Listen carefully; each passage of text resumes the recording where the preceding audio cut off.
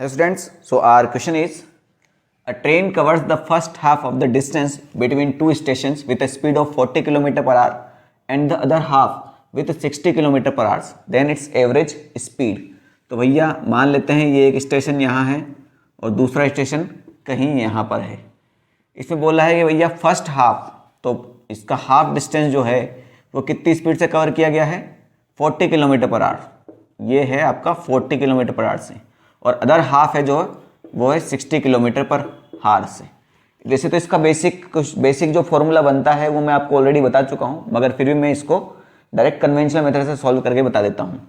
तो बेटा अगर दो पार्ट दिए हुए हैं बराबर बराबर, तो आप उसको 2x मानते हैं टोटल डिस्टेंस को, ताकि आपको एलसीएम से बचने के लिए ये x और ये x आ जाए।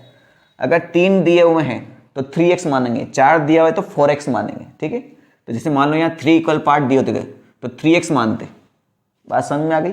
ठीक है, तो मैं इस टोटल डिस्टेंस को कितना मान लेता हूँ, 2x मान लेता हूँ।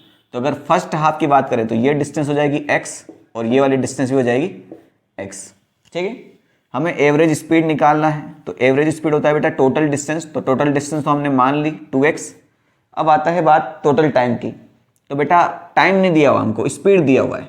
तो क्या स्पीड से हम टाइम निकाल सकते हैं? Speed is equal to distance divide by time. तो time is equal to distance divide by speed, यानी यहाँ से यहाँ तक का टाइम कितना होगा, इसकी डिस्टेंस डिवाइड बाई इसकी स्पीड, यानी ये हो जाएगा x डिवाइड बाई 40। इसका कितना हो जाएगा, x डिवाइड बाई 60, जैसे ये हुआ। बात समझ में आ गई? चलिए अब इसका एलसीएम लेके इसको खत्म कर देते हैं। तो ये हो जाएगा 2x, आप चाहो तो यहीं से x को कॉमन ले लो, तो 1/40 1/60 हो जाएगा। 1/60 और 60 और 40 का एलसीएम कितना हो गया, 240 है कि नहीं? तो 40 से कितने बार गया, 6 टाइम, तो ये हो गया 6, और ये 6 से कितने बार गया, 4 टाइम्स, तो ये हो गया आपका 4। तो ये हो जाएगा बेटा x से x तो उड़ाई दो, तो ये हो जाएगा 2, और ये 240 ऊपर आ जाएगा, डिवाइड बाई 6 + 4 10, ये 1 0 से 1 0 खत्म, 2 × 24 आ गया आपका 48 किलोमीटर पर आवर। ये इसका करेक्ट आंसर है। ठीक है, मोस्ट ऑफ द बच्चे इसका 50 सोच लेते हैं, 40 + 60 डिवाइड बाई 2, ऐसा नहीं है।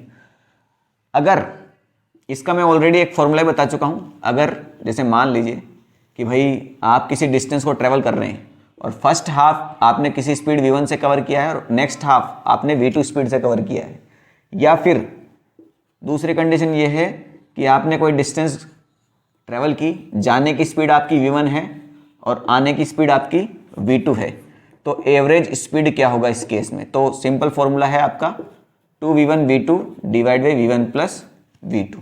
बात समझ में आ गई? इसको आप लगा के आराम से निकाल सकते हैं। सो 2v1 है आपका 40, v2 है आपका 60, v1 प्लस v2 40 + 60 100, 1 0 से 1 0 खत्म, ये 1 0 से 1 0 खत्म, 2 4 × 8 6 48 किलोमीटर पर। हाँ, तो बिना टाइम गवाए हैं आप अपना आंसर निकाल सकते हैं। ठीक है।